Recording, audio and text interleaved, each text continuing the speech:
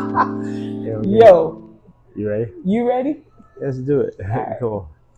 Yo, it's Misha Dex and Your boy, Keymon. baby got them knees out today. They ask you? No, they glisten. They They always. glisten. That's one thing I don't shy away from. Is what? Body oil. Is it because of complexion? No, I think that was just always my thing of making sure I would never musty and ashy. Musty. Those are the two things that I feel like, especially in school, kids will let you have it. So. I do have a story, but before I tell that story, here we go. I just want to shout out Killer Queens for allowing us to record our final episode for season 2 here in Riverside, where we wanted to do something different. The vibe is chill here. I actually have a bachelorette party next month here on this level too. Oh, really? Okay. So this is pretty dope to see this space. But back to the musty story. I remember in junior high, I had an allergic reaction to I think it was Hydra deodorant, whatever that cheap one was, and I couldn't wear deodorant. My mama still sent me to school. Yeah. And she was like, put some baking soda under there. Yeah. And man, one girl, I remember I was at the point where I was just over it. And I just told this story to somebody, which makes me reflect on how my personality has always been like self-cautious, but aware. Yeah. But I feel like a lot of people need more awareness. Because even when you walk in, it's totally off what you're saying. But even when you walk in the grocery store, I feel like people are not aware of they running a basket into you. First of all, it's the public talking on the phone. Oh yeah. And you're trying to get something done, and you can tell this can go more smoothly if you just get off the phone and focus. Yeah.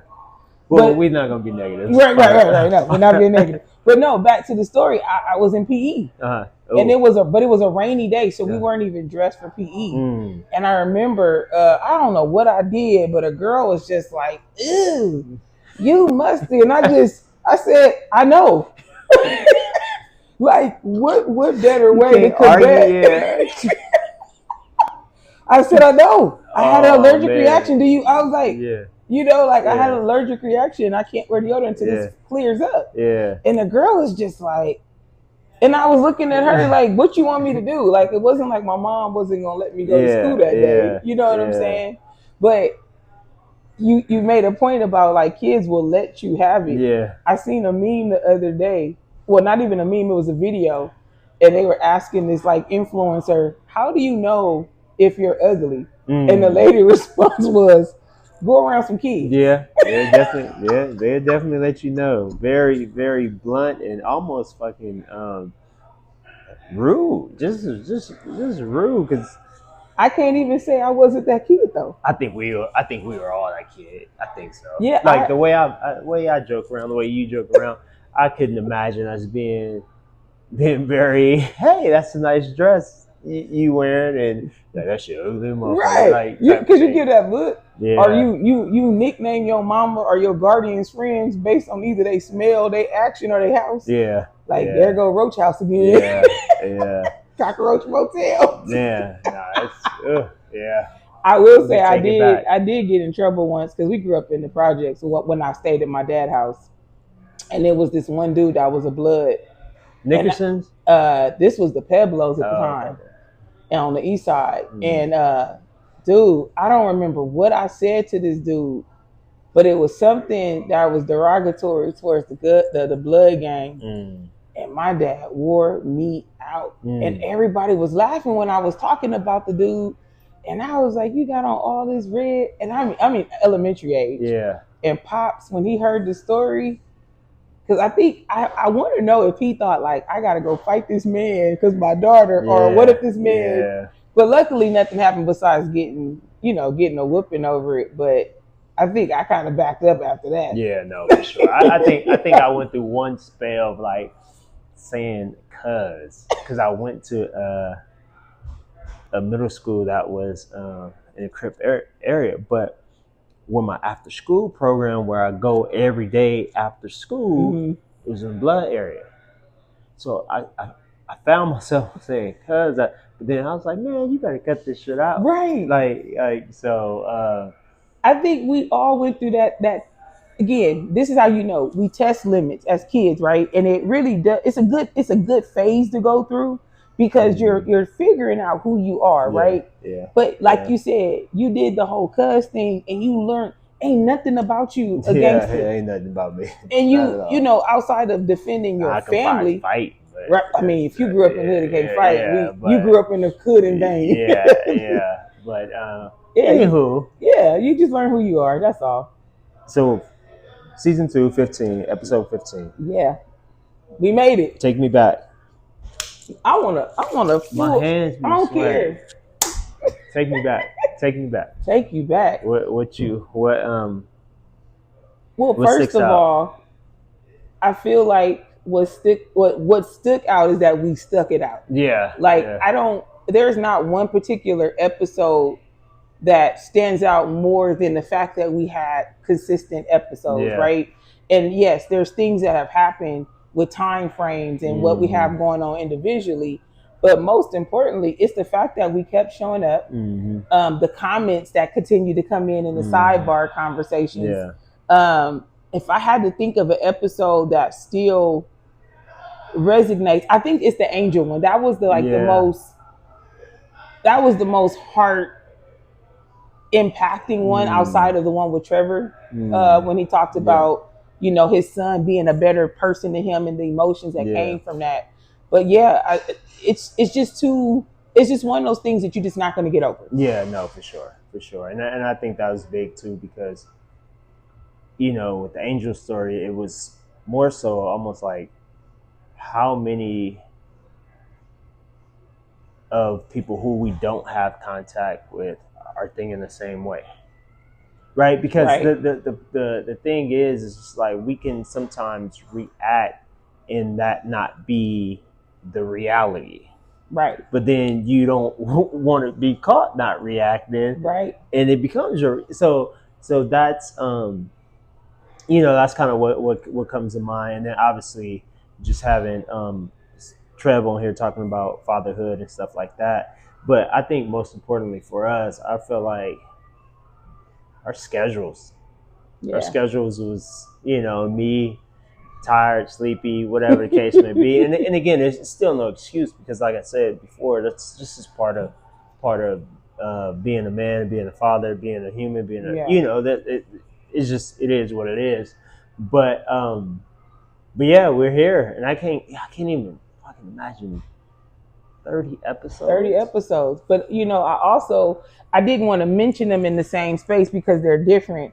But the other 2 episodes that stand out is one, obviously the one with you and your daughters. Oh yeah. Man, I forgot all about that. That's crazy. Yeah, what kind of daddy are you? Nah, this is one it's just showing you though also the impacts that is happening amongst between us. And then of course it's only, I feel like if I say it's my favorite, it's biased, but the Mother's Day right? For me and my girls. And shout out to every guest from Trevor, Megan, Londa, Trinisha, multiple times. Angel, obviously, I'm not missing anybody, right? And the girls. The girls, because it's one thing to share space together in our stories and collaborate, and it's another thing to open up the space for people to be vulnerable and share their life experiences, and also to our viewers that continue. Like I've seen yesterday, I got a notification that the episode was shared, but we, regardless to the numbers, it's the impact. And I think that's something we both continue to uplift. Is there anything else about season 2 before I ask my next question that you wanted to highlight or talk about? No, I think it was just very cut and straight to the point. I did like the fact that we committed to in person. Majority. Obviously the last couple we had to do on Zoom just because life was life, but that still didn't take away from us pouring into what we had to pour into for that particular episode. So nothing. That's about it. Wow. So what's your question? No, I was going to ask you, what do you feel like what growth have you seen, whether it's on the podcast or in life since we started, if any? Me personally? Ooh, what growth have I seen?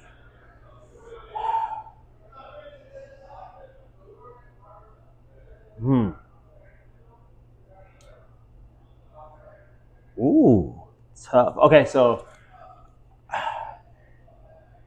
I would say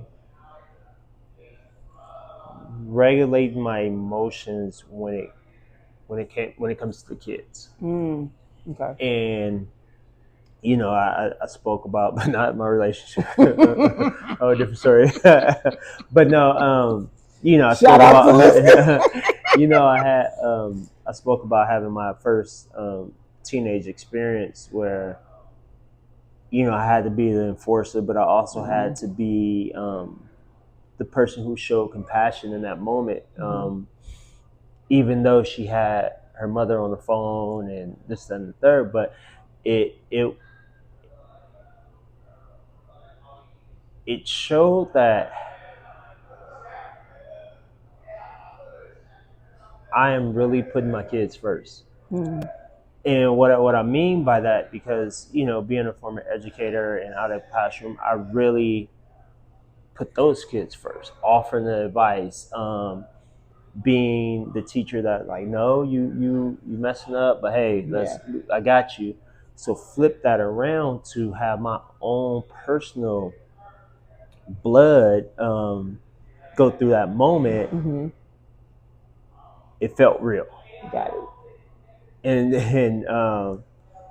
so to be fair, do you feel like it's your parenting that's gotten better, or your dialogue as a parent has gotten better, or both?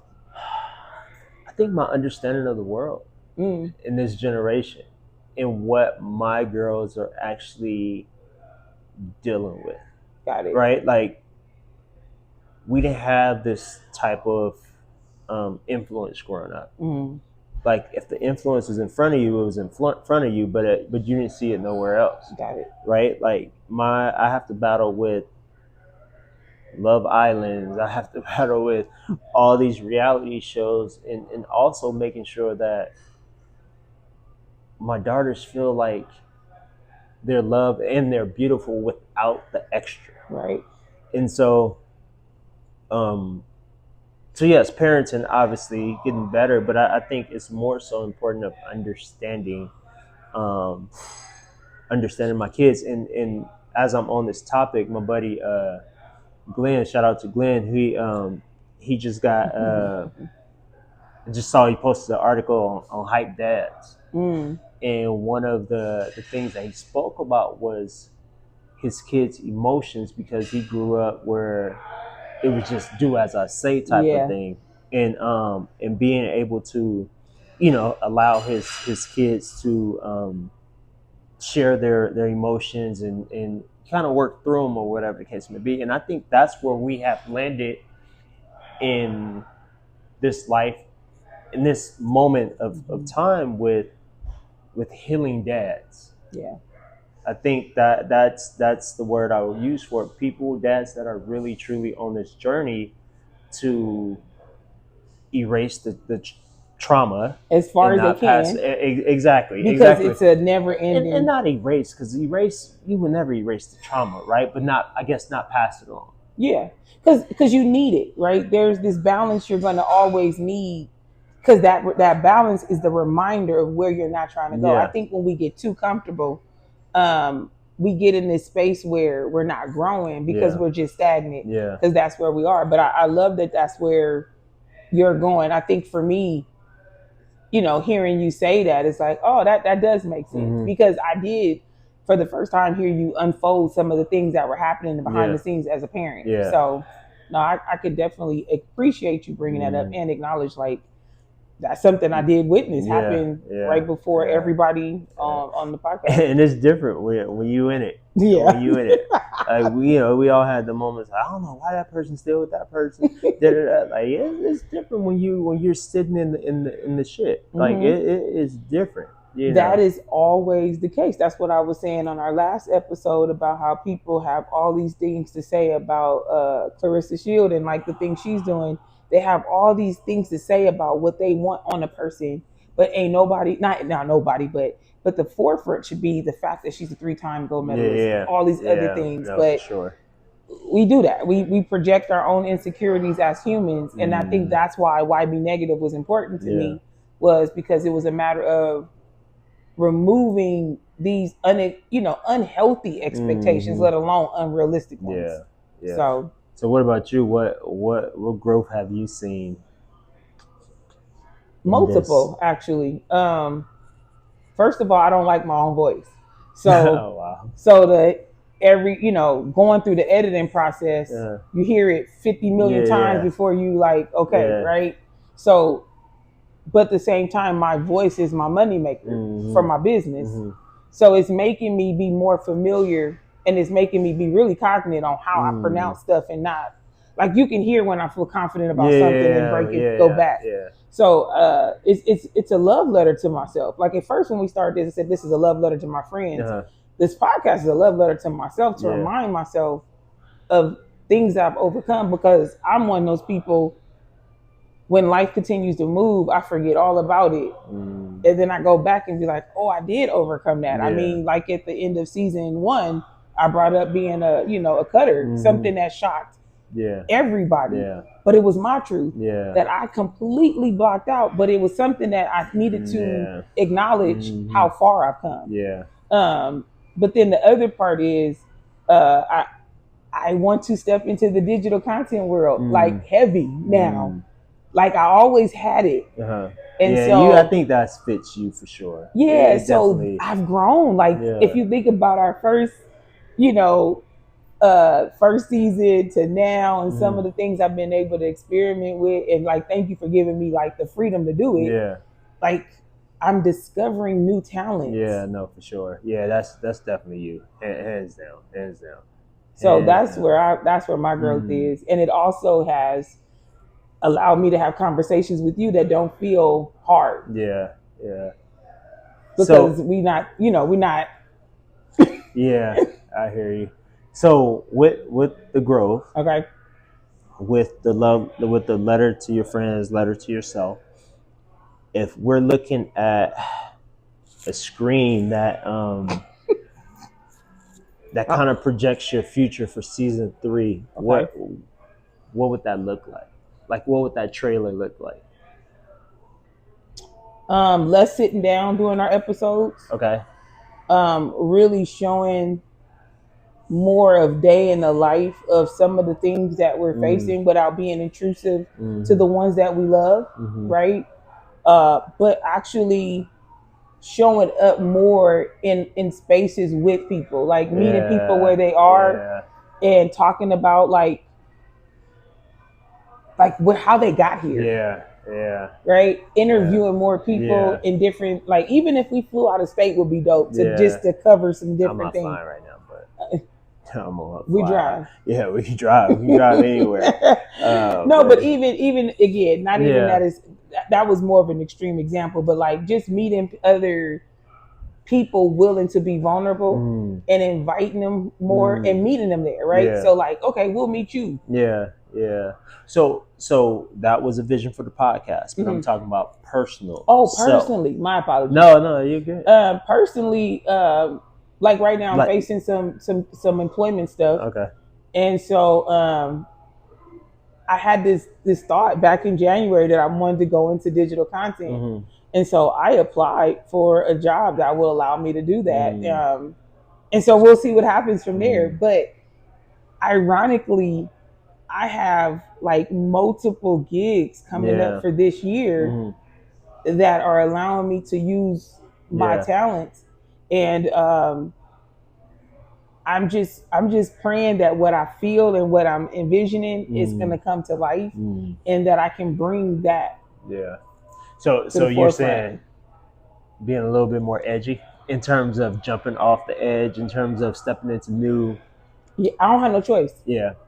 Sometimes I feel like, because it's one thing to like notice that there's an edge over there and be like, oh, I see it. But it's another thing to be standing on it and ain't no turning back. If that makes sense. No, that's true. So now it's like, now that I'm here, the edge is presenting itself. What am I going to do with it?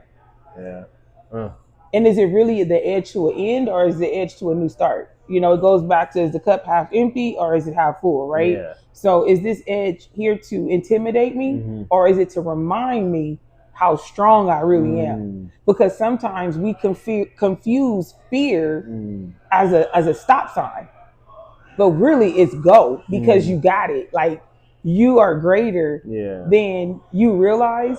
Yesterday I was looking at I was on Instagram and I seen a video from TD Jake's daughter, Sarah, and she was like, sometimes you have to sit with just God, because he has to remind you of really what your strengths are. And even though other people don't know how strong you are, they don't have to know until you flex it pretty much. Yeah. And so this edge, of course, you bringing it up is making my the creative part of my brain is turning. It's like, I don't want to view this edge as fear, but it's reminding me that it was always in me. And that I can take it on. And I want that edge to be like, oh shit, here she comes. So what about you? What are some of the growth spurts that you hope to endure or take on this in your personal life? I think for me, one is really considering going back to school. I think that's for a doctorate. I don't know yet. I don't know. It just depends on the strategic play of how I can become a better asset. I think as a Black man in this society. And I don't know, that might not be a doctor. That might just be a admin credential. I don't know. I don't know. So I need. But it's in there. Yeah. Okay. It's definitely in there. And then the other side of it is, I need to find a way to regulate my moods. Like, well, you got to figure out what they're tied to first. Well, yes, and sometimes I be in a shitty. You be what? I be in a shitty mood. You be in a what? Sometimes. No, but then I'll be sitting there. I'm like, what's wrong with you? Like, you just feeling like this? Like what is it? So I'm really trying to get better. And not that I haven't been trying to get better, but just very, very mindful. And I feel like, honestly, I have steered away from some things that has taken away from my soundness per se. And so I need to step back into that, like reading. I don't know when the last time I picked up a book. I need to go back to that. And I was even thinking, after all this yard stuff gets done,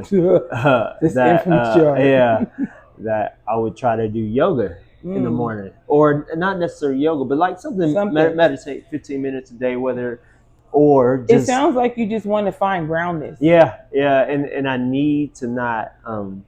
I need to get to the point where things are not affecting me as much. Well, obviously, I wouldn't even know where to point you in the direction of, outside of identifying. I wouldn't even say get your shit together, because I think it's not a matter of your shit not being together. I don't think you just know where to put your shit. Yeah. I feel like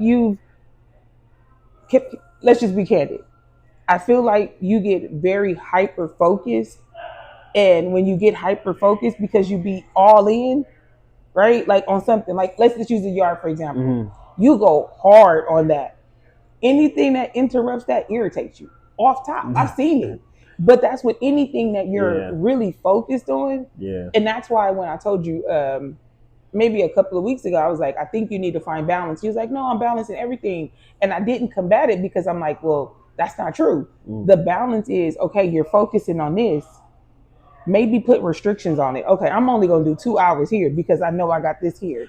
Yeah, but when we talk about the yard situation, I know the time frame in my head, and this was the biggest thing I'd ever done. So also didn't know how much I had carved out for myself. Like, oh shit, this is a lot, like type of thing. But so with that being said, it was one of them. Why be negative? But no, but still, with that, still understanding that, we have this. I got 2 girls on the other side.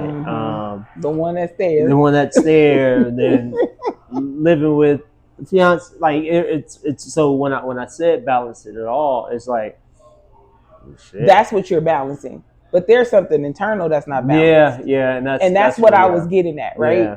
And one, I'm always reminding you, when are you saying good job? Yeah. No, like even the fact that you started the backyard, the fact that you purchased a home with a backyard, like there's so many celebratory moments that you're not giving yourself. When people have babies, they call it push gifts, right? Mm-hmm. Like you're not giving yourself enough push gifts for all the creations, right? But then you just go so hard on yourself. Yeah, I hear you. And I feel like the moment you do find that groundedness, like for example, when I start a new job, I always go purchase me either. I can't say one or the other. I purchase a nice bag, right? Like my favorite brand is like MCM.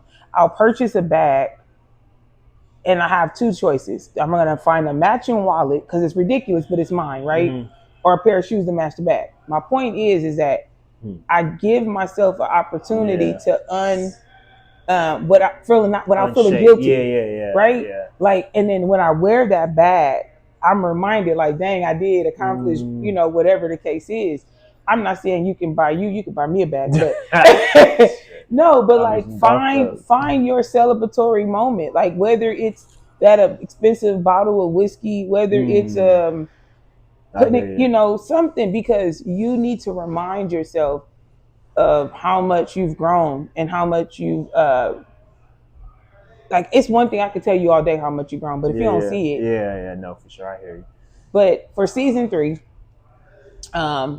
should we be like those people who stop people? No, I can't do that. I can. We can, but it's I don't even know how. Well, this is the thing. It's energy. Well, no, I don't think we have bad energy. I'm just thinking of schedule or whatever the case may be. Well, you keep trying to get me to go to the golf course, and I don't know that this heat. I've been, sugar milk. Yeah. Okay.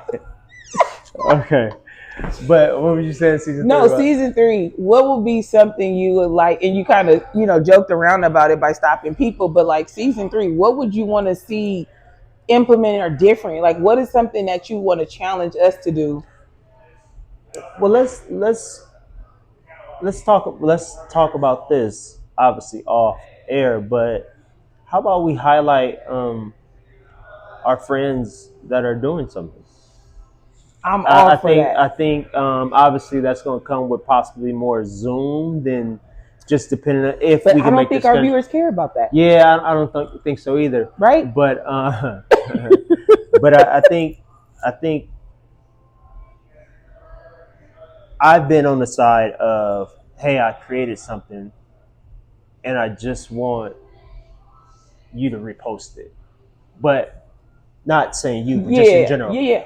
And don't want to come out and say it. Well, you gotta let the pride go. Yeah, and also, I feel that between the both of us, we have a lot of dope people doing a lot of dope things. Yes.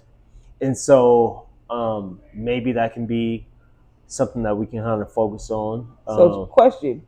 What is stopping you from reaching out to them? Nothing. Okay. We're I have some folks in mind. Okay. That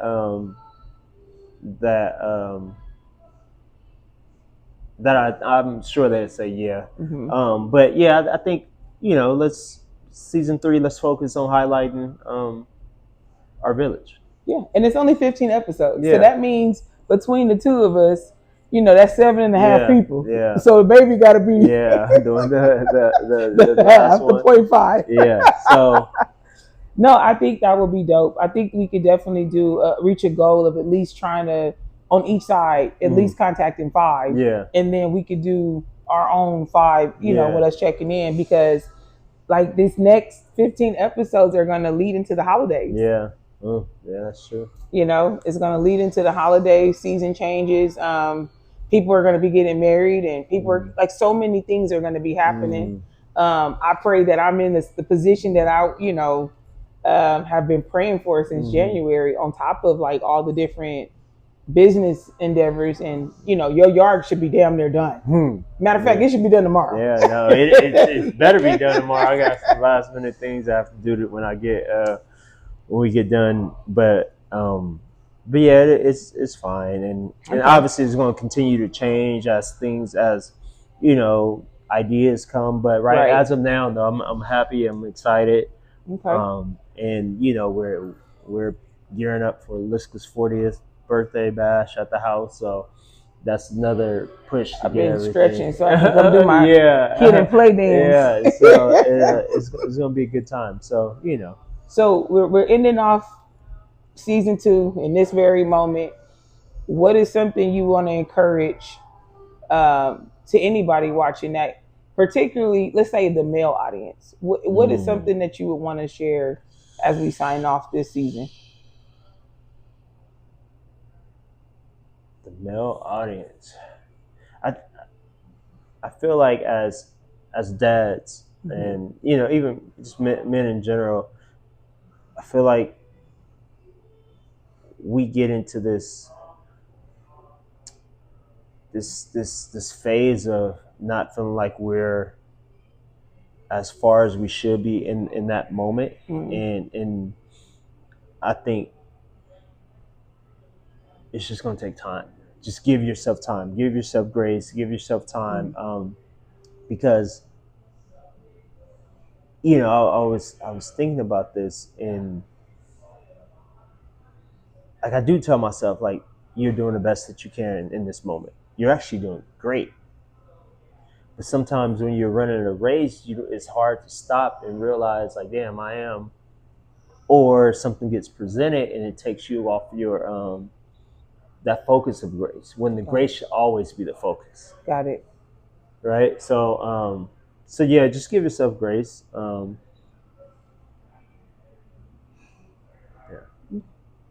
Well, the female are. I mean, some of us is never mind. I would just encourage you to remember who you are, and if you don't know who you are, find it. Because it's one thing to not know who you are, and the world will define you in ways that will not be conducive to where you're going and who you are. But most importantly, love on you. Find out what you love about yourself and pursue it. There's so many dope people that we don't even know have not even witnessed your dopeness yet, because you won't allow us to. So just continue to find who you are so that we can enjoy you. So you can enjoy you. So your kids or your family, whoever your tribe is, but most importantly, continue to move forward with as much positivity that you can, because unfortunately the climate of the world is already negative. Yeah, for sure. So with that being said, why be negative? Look at you.